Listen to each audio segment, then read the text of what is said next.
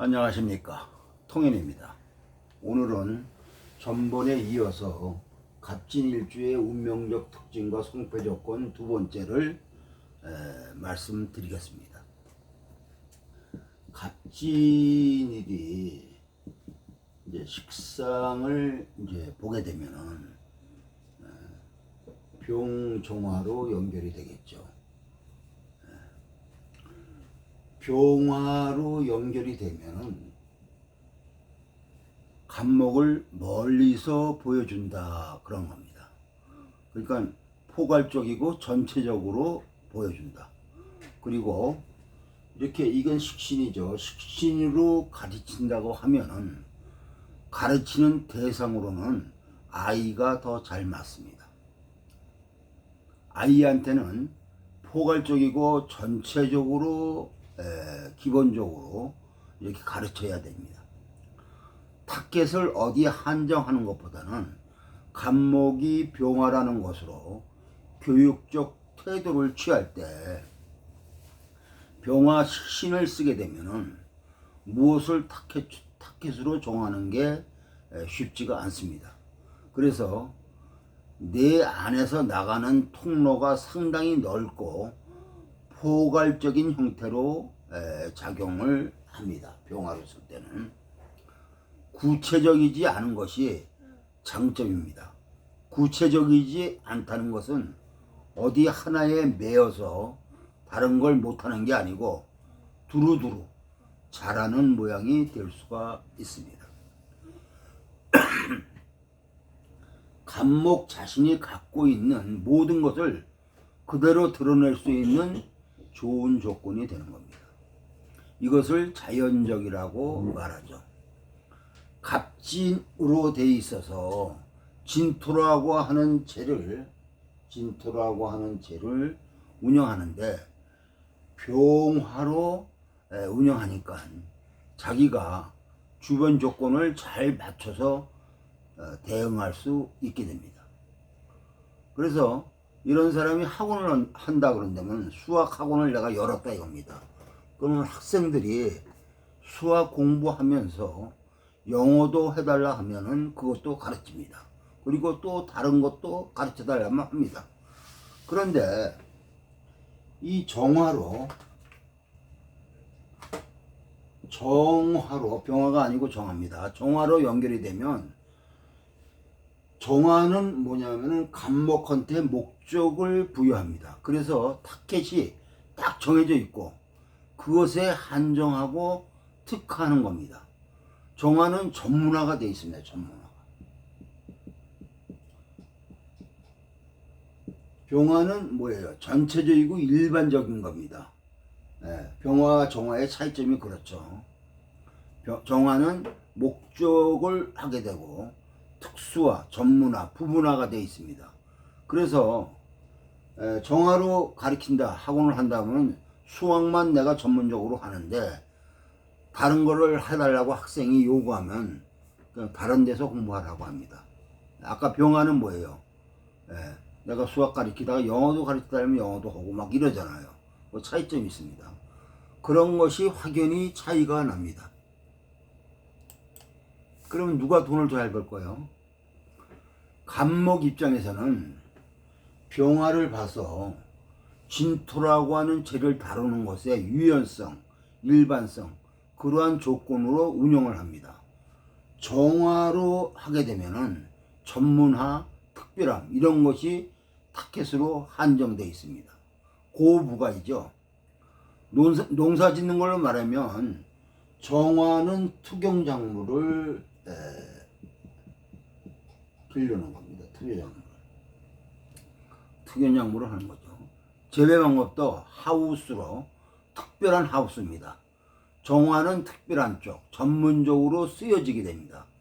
그런데 정화를 쓰든 병화를 쓰든 간에 진토재를 다루기 위한 방법 수단으로 쓴다 이거죠. 간목 입장에서 보면은 진토를 다루는 능력이 되겠죠. 갑진일주가 병화나 정화가 모양이 이쁘게 돼 있다면 먹고 사는 것은 걱정할 필요가 없죠. 중요한 것은 갑진일주이기 때문에 조금 느슨한 게 문제가 될 수 있어요. 병화로 돼 있다 하면은 느슨하다, 여유가 있다 이렇게 얘기할 수 있고, 그래서 전투적으로 말하면 전투력으로 말하면 뭔가 도전적이고 이겨서 뭐를 해내려는 부분이 약해서 문제가 될 수 있습니다. 보통 학부형들이 자녀 상담할 때 비교합니다. 옆에 친구는 어떤데, 이렇게 옆에 친구는 더 잘하는데, 뭐 이렇게 비교를 하죠. 그런데 갑진일주인 자녀는 그러한 것하고는 상관이 없습니다. 느긋하니까. 부모가 볼 때는 답답하죠. 애가 달죠.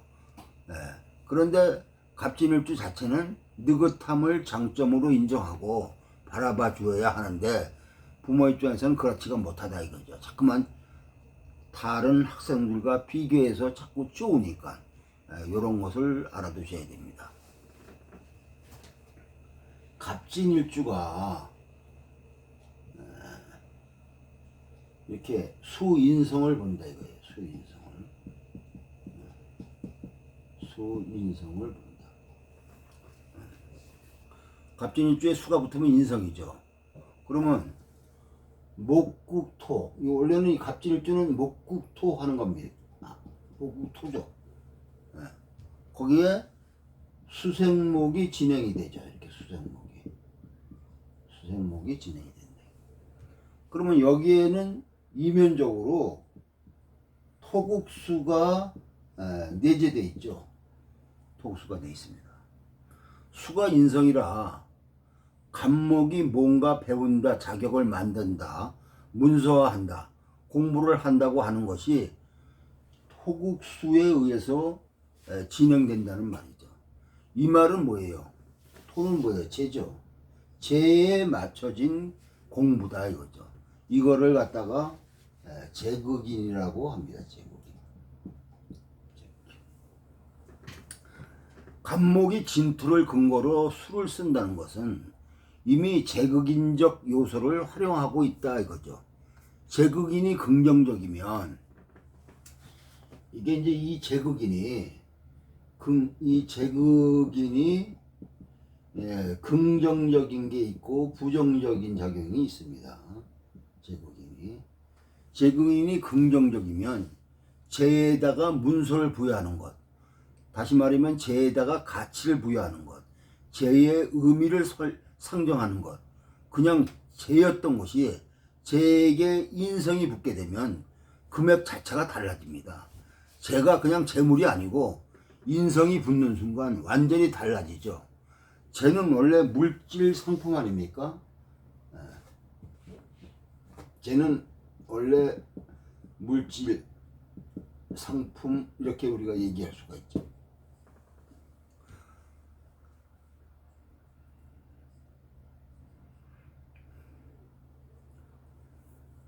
근데 인성이라는 것은 재근이 돼서 인성이 붙는다 하면 인성은 뭐예요? 인성은 그 상품에 뭔가 가치, 의미 이런 것들을, 이걸 이제 상징이라고 표현하는데, 상징이 붙어 있다는 것입니다. 상징이 붙은 상품. 우리가 옛날에 냉장고를 살 때는 용량 크고 튼튼하고 싼 것을 샀습니다. 지금은 어때요? 얼마나 디자인적으로 예쁘냐, 내 인테리어와 잘 어울리냐, 이런 걸 생각하죠. 그래서 LG에서 나오는 프리미엄급 가전제품들, 그런 것은 LG라는 상호도 안 붙어 있어요.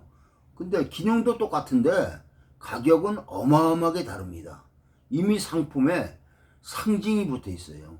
그래서 돈 내고 갖다 놓으면 사람들이 달리 보죠. 신분을 형성하게 됩니다. 제 상징이 붙는다는 것은 제 가치를 더 상승시킬 수 있다 이거죠. 뒤집으면 인성의 가치가 현실화되는 거다 이거죠. 인성의 가치가 고귀한 것은 제 가치가 탈착될 때입니다. 다시 말하면 순수인성이죠. 순수인성이죠. 제가 안 붙은 것은 순수인성입니다. 배가 고파도 공부만 하고 있습니다. 대표적인 인물이 화담 서경덕 선생 같은 도인들이죠. 도인들은 다 뭐냐면 순수인성들이 많습니다. 인성이 재와 붙었다는 것은 현실적인 인성이라는 거죠. 현실적 인성. 여기에 재가 붙으면 현실적인 인성. 이게 중요한 겁니다. 현실적인 인성. 우리는 통장에 0 몇 개 붙은 거 보고서 기뻐합니다. 현금도 아닌데 이것이 인성에 재가 붙은 겁니다. 재 중심의 인성이죠. 가난하게 살다가 집을 사서 내 명의로 되어 있는 문서를 보고 밤에 잠이 안 옵니다. 문서에 재가 붙었기 때문에 그게 재극인입니다. 갑진일주일 때 이렇게 수가 붙는 것은 재가 붙은 인성이다 이거죠. 재를 기준으로 현실적 가치가 들어와 있는 인성이다 이거죠. 그게 지나칠 때 탐재괴인이라고 합니다. 제가 지나친 것을, 그러니까 제가 왕하고 인성이 약한 것을 우리가 탐재괴인이다 그러죠.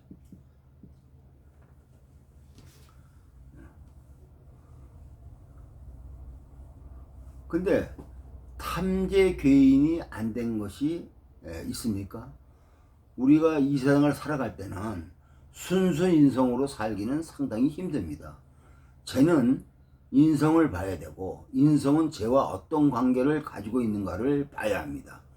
재극인이 안 되어 있는 인성은 현실감이 현격하게 떨어져 있는 인성이죠. 현실감이 떨어져 있는 인성이라는 것은 자기가 공부하는 것이 순수 공부일 수도 있으나 그것으로 먹고 살기는 어렵습니다. 갑진일이 임수를 보면은 토국수된 편인이죠. 편제에 토국수 돼 있다 이겁니다. 그러면 인수는 이미 진토의 영향을 받고 있다는 뜻이죠. 그리고 일지가 뭡니까? 일지가 뭐예요? 수의 고죠. 수의 고입니다.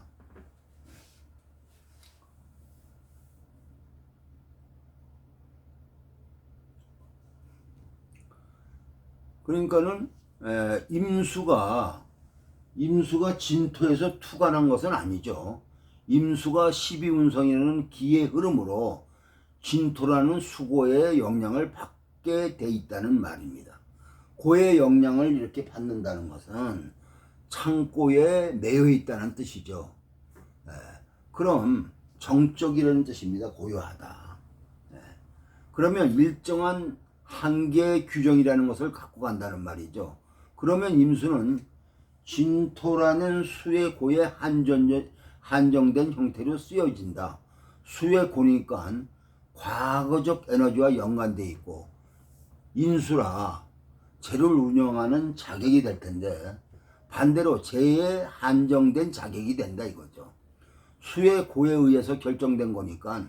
그런데 여기에는 이질적 부분이 있습니다. 진중의 개수하고는 다르다 이겁니다. 이 임수하고 진중의 개수는 다르다 이거죠.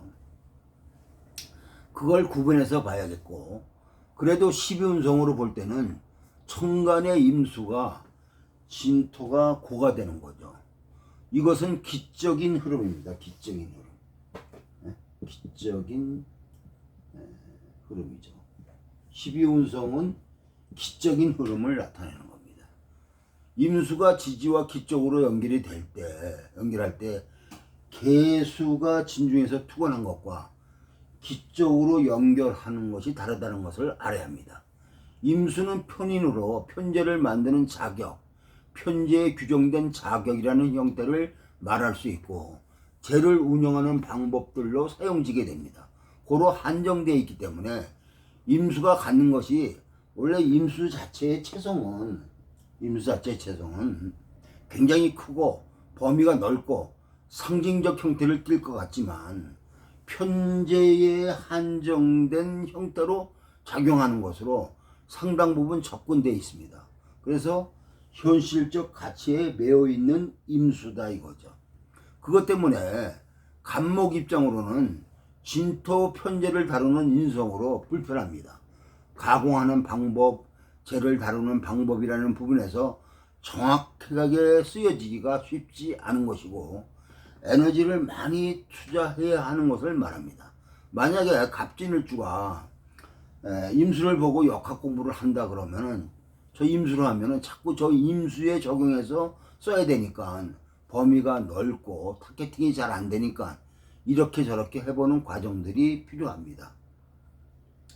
그렇게 해서 전환이 돼서 수생목이 제대로 되고 목국토가 이루어지게 된다면 상당한 힘이나 파워를 형성하게 된다 이거죠.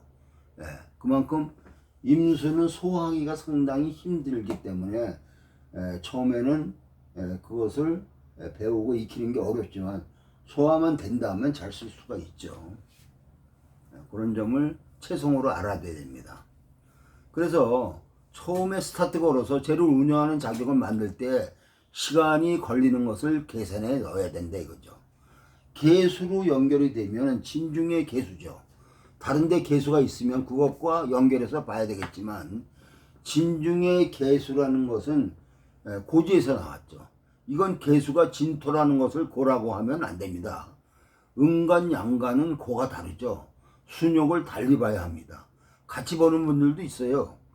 그런데 정확하게 보면 달리 봐야죠. 음간하고 양간하고는 12운성이 다르지 않습니까? 진중에서 개수가 나오면 투관한 거죠. 투관했다는 것은 진중에 근했다는 말입니다.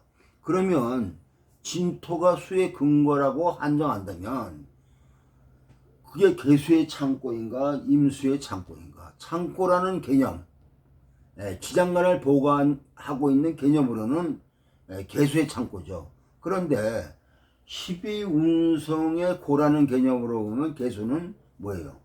수의 정보입니다. 수의 정보. 수의 정보죠. 12운성으로 볼 때는 임수의 창고다 이거죠. 개수가 나왔다는 것은 진중의 개수가 투관돼서 나온 겁니다. 보관되어 있던 것이 나온 거죠. 개수가 정인인데 진토 편재 소속의 정인이다 이겁니다. 진토라는 마당에 근거한 정인이죠. 그러면 진토의 편재를 다루는 자격이 됩니다. 즉 편재가 제공한 자격이죠. 진토 안에 있는 자격이니까 그것이 과거에 그것이 들어와 있는 거죠. 오래전부터 있었던 것. 그래서 갑진일주가 개수가 나와 있다는 것은 진토를 다룰 수 있는 자격을 간목한테 주어졌다는 말입니다. 진중의 개수가 실제로 나와서 수생목을 하니까 그러면 진토를 다루는 정당성이 오래전부터 주어진 거죠. 그 가치만 연결해서 보면 됩니다. 그러면 진토라는 편재를 다루는 조건으로는 개수가 더 적합합니다. 확실하게 네 거라고 해줍니다. 진토라는 편재를 다루는 딱 맞는 문서 공부로 연결이 되는 거죠. 그런데 그것도 이미 경험했던 것, 과거적 형태로 나한테 있었던 것. 그래서 갑진일주가 개수를 보고 있으면은 옛날에 했던 것 같은 느낌으로 하게 돼서 그것을 쓰는 게 자연스럽습니다. 그러면 진토가 만일 남자 사주고 편재이니까 일지는 뭐예요? 배궁이죠. 일지는 배궁임, 배우자궁입니다. 배궁은 배우자궁을 얘기하는 거죠. 배궁이고 진토 자체는 뭐예요? 배우자성이죠. 배우자성. 이렇게 그래서 이걸 줄여서 배궁, 배성 그럽니다. 그러니까 편재니까 배궁에 배성으로 돼 있으니까 배우자죠.